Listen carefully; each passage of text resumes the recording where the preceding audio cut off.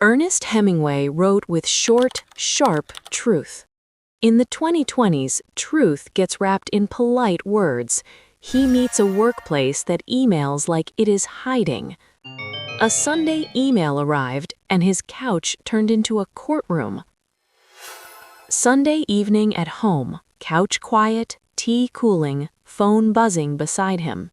Hemingway opens the email and sees the subject line, "Quick one," smiling like a liar. The message is long, soft, and careful, like a blanket trying to pin him down without touching him.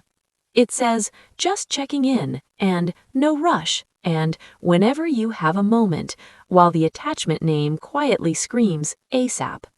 Hemingway reads the first line, then the last line, and he asks the room, "Is this a request or a trap?"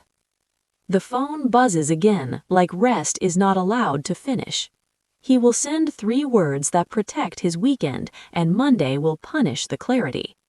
He wonders why people write so many words to avoid one honest sentence, "Work now." Polite pressure. Something felt off, and the politeness was doing the pushing. Hemingway does not reply right away because he knows the trick of urgency, and urgency is often not a need but a test that asks who will obey first. He reads the email again and notices how it never asks directly because direct words create responsibility, and this email wants results without owning the demand. The message floats like smoke, so it can enter any room and still claim it was never there, and that is the oldest trick in modern clothes. He opens a reply draft and deletes extra words the way you pull sand out of a shoe, because he knows guilt loves long sentences where it can hide. He thinks about how clear people can be when they want a refund, and how unclear they become when they want your free time, and the unfairness almost makes him laugh. He writes a short line, then deletes it, because he doesn't want anger to do the talking, and he wants the boundary to sound like a door, not like a fight. Monday morning at the office, bright lights, glass walls, tired eyes. Hemingway arrives and the office behaves like weekends are childish myths people should outgrow, and the building looks awake while the people look rented. Nina from marketing walks by with a friendly smile and a tired look, and she speaks like everything is fine, which is how you know it is not.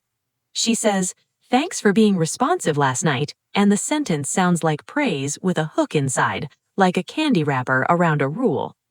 Hemingway listens without reacting, because calm is how you stop a hook from catching, and he is not here to wrestle, he is here to name the trap.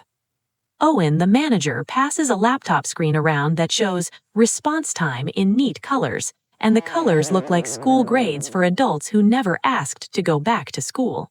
He says, "It helps teamwork," and Hemingway thinks teamwork should not need fear to function, because fear is not a culture, it is a warning light. Clara from People Ops shares a policy link called "Right to Disconnect," and the policy is full of soft language and empty space, like a pillow over a problem. Hemingway reads one line that says, "Use best judgment," and he thinks it means guess wrong and pay, because the rule is clear even when the words are not. He notices people checking phones like bills, and he wonders who profits when guilt follows everyone home. Guilt follows home. I thought it was work, but it was guilt wearing a friendly subject line. In the break area, Nina mentions rent going up, then laughs like it's a joke, because laughing is safer than admitting fear. Owen mentions budget pressure, and his voice is calm, but his eyes look tight, like he's holding his breath on purpose. Hemingway understands why people answer on Sundays, because when life is expensive, silence feels risky, and a quiet phone can feel like a loud threat. If you fear losing income, you start paying with your time, and you call it commitment, and the company calls it good attitude, and everyone pretends this is normal. At 4:50 p.m., Mina sends another email with the same soft tone and a new attachment, like the week is a slow leak that keeps finding your home. Owen walks to Hemingway's desk and says, "Can you just jump on this tonight?" And he says it gently, like a polite mugging. Hemingway looks at Owen and answers, "Tonight is not work time, and his voice stays flat because flat truth is harder to argue with. Owen's smile pauses, then returns smaller, like a mask slipping and being pushed back up. Clara steps in with a gentle voice and says, "We respect boundaries, but we also need flexibility," and the "but" does all the work in that sentence. Hemingway asks, "If you respect it, why do you bargain with it? Because bargaining is what you do with prices, not with people." Clara blinks once and says, "It's just the culture, like culture is weather and not choice, like storms happen and nobody built the roof." Hemingway thinks culture is just a habit people keep repeating until it hurts, and then they call the hurt professionalism. Saying no hurts. The room went quiet because a clear no breaks the spell. On Tuesday morning, Owen calls a quick team check-in and keeps his voice warm and calm, like a blanket laid over a fire. He says, "I want everyone to feel supported." And the words land softly, and for 1 second they almost sound true. Then he adds, "Support means being there when it matters," and the blanket turns into a leash, because when it matters means whenever I say. Hemingway asks, "Who decides when it matters?" And the question is simple, and that is why it scares people. Owen's eyes tighten, even while his voice stays nice, because niceness is easier than fairness. Nina says, "We are all in this together," but her phone keeps buzzing like it disagrees, like the device is laughing at the slogan. Clara says, "Let's keep it positive," and Hemingway answers, "Positive is not the same as honest, because adults can smile and still tell the truth." Owen snaps, "Don't make it a big thing," and Hemingway replies, calm, "You already did, because the big thing is not his answer, it is the system that expects it."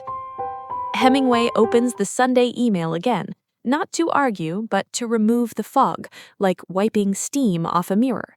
He scrolls to the soft phrases, then to the ASAP attachment, and he sees the truth clearly, because the truth is always short when you finally say it. He types 3 words and sends them like a clean door closing. Weekend is off. No emoji, no apology, no extra words to leak the boundary, because a boundary is not a debate club.